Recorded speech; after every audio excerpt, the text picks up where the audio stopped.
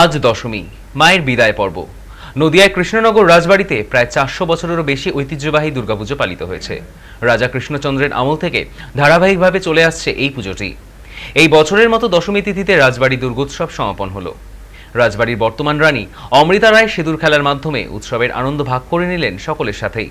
এরপর তিনি সাংবাদিকদের মুখোমুখি হয়ে সকলকে বিজয়ের শুভেচ্ছা ও মঙ্গল কামনা জানালেন। এই প্রাচীন পুজোটি নদিয়ার সংস্কৃতি, ভক্তি ও ঐতিহ্যের এক অমূল্য প্রতীক, যা প্রতি বছরের মতো এবছরও মানুষকে একত্রিত করে এক স্বর্ণালী মুহূর্ত উপহার দিয়েছে।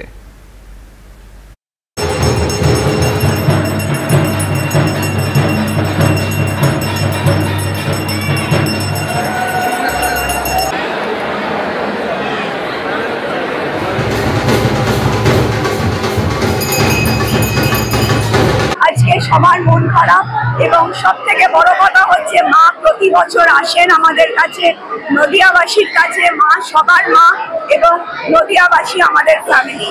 সে যে যেরকম হোক, সে কি করলো আমার দেখার দরকার নেই, কিন্তু আমার কাছে তারা আমার ফ্যামিলি। আমি তাদের সবসময় ভালো চাইবো এবং তাদের সুস্থতা কামনা করব এবং তারা যেন বিপদমুক্ত থাকে। মানুষকে কাছে টেনে নিতে চেয়েছি এবং মানুষের সঙ্গে একটা সম্পর্ক সেটা পেয়েছি, কারণ যুগের সঙ্গে আমায় চলতে হয়েছে। বা আমি মানুষ হিসেবে আমি সবাইকে মনে করি এরা আমারই আছে, সেই হিসেবে এই সমাগমটা হচ্ছে। যার জন্য আমি অনেক অনেক সবাইকে ধন্যবাদ জানাচ্ছি।